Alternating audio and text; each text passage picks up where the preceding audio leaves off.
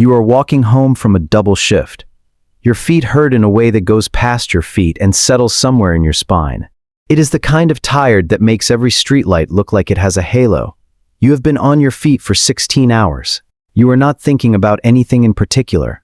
You are thinking about nothing except the couch and maybe cereal if you can find the energy to lift a spoon. You turn a corner you have turned 1,000 times.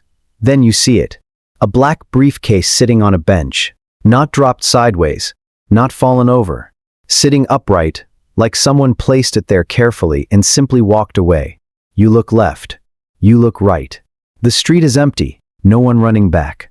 No one watching. Just the briefcase and the street lamp and you. You walk past it. Then you stop. You turn around, you look at it one more time. Then you pick it up. It is heavy. Much heavier than you expected. You carry it home without opening it. You set it on your kitchen table. You pull out the chair. You sit across from it. You stare at it for 10 full minutes. Your heart is doing something unusual for a Tuesday night. Then you open it. The latches click. The lid lifts. And inside, stacked in neat banded rows, is more cash than you have ever seen in one place in your entire life. You count it once. You count it again. $2 million. Cash. In a briefcase. On a bench. And now it is sitting on your kitchen table. Your first thought is fear. Your second thought is also fear but louder. Your third thought is different. Your third thought says quietly, what you do next matters more than what just happened. You do not sleep that night. You sit in your kitchen and think. You are not a criminal. You have never taken anything that was not yours. But you are also not going to make a panic decision at midnight with $2 million on your table. You open your laptop. You research.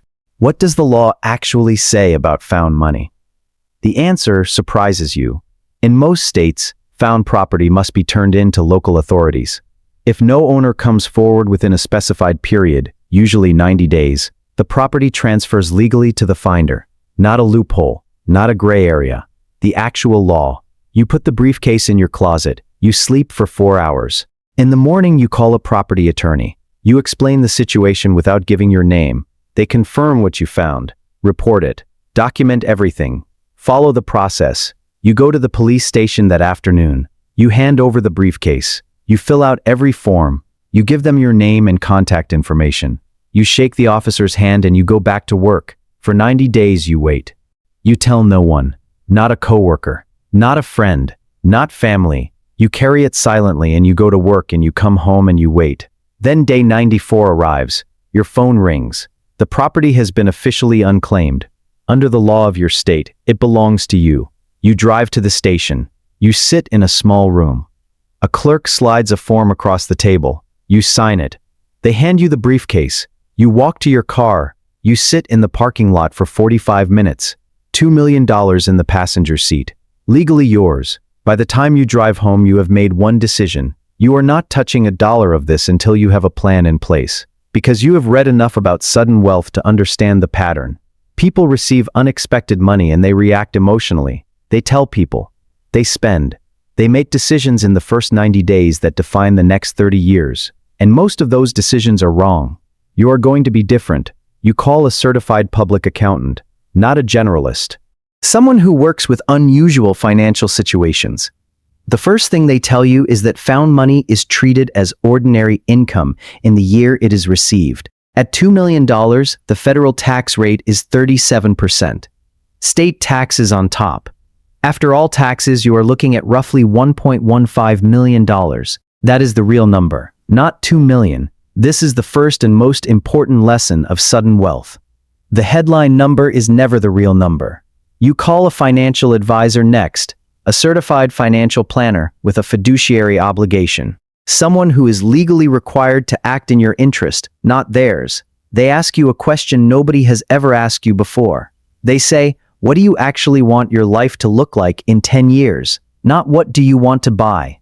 Not what do you want to tell people? What do you want your life to actually look like? You are not prepared for that question. You sit with it for 3 days. When you come back, you have an honest answer. You want income that does not require 16-hour shifts. You want stability that does not depend on staying healthy and being needed. You want something that grows while you sleep. Your advisor builds a plan around that answer. The first move is real estate. Not a mansion, not something flashy. A duplex in a neighborhood you research for 6 weeks before making an offer. 2 units, 2 tenants, 2 rents arriving every month. The rental income covers the mortgage with $380 left over. That $380 is your first passive income. It feels almost negligible. But here is the truth about that $380. It arrived while you were asleep. You did not trade time for it. It came from a decision you made, not from hours you spent. That is a different category of money entirely. You buy a second property, then a third. You live below your means completely during this period. Same apartment, same car, same places to eat. Your colleagues have no idea. Your family does not know the details. You carry it quietly, because quiet is how wealth compounds without interference. Other people's opinions are expensive. You cannot afford them right now. Year 2, you own 5 properties. Year 3, you own 8. The monthly cash flow from all 8 properties exceeds your day job salary. Year 4, you own 11. The cash flow is now more than double your salary. You leave the job. Not dramatically, not with a speech. You just stop signing up for double shifts. You spend your first free Tuesday morning sitting on your porch with coffee. You watch the street wake up.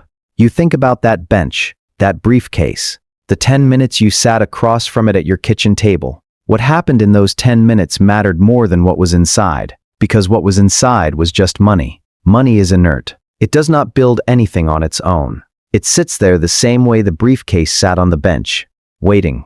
The question is always what you do with the waiting. You chose to wait properly. You chose the attorney and the financial advisor and the 60 days before spending and the duplex and the discipline and the silence. You chose the plan over the feeling. That is why you are sitting on your porch on a Tuesday morning while the city goes to work. Not because you found $2 million on a bench, but because you understood that finding the money was the smallest part of the story. What you did with it was the whole thing. If this story made you think differently about money, hit subscribe. It takes 1 second. And it might be the best decision you make this week. See you on the next one.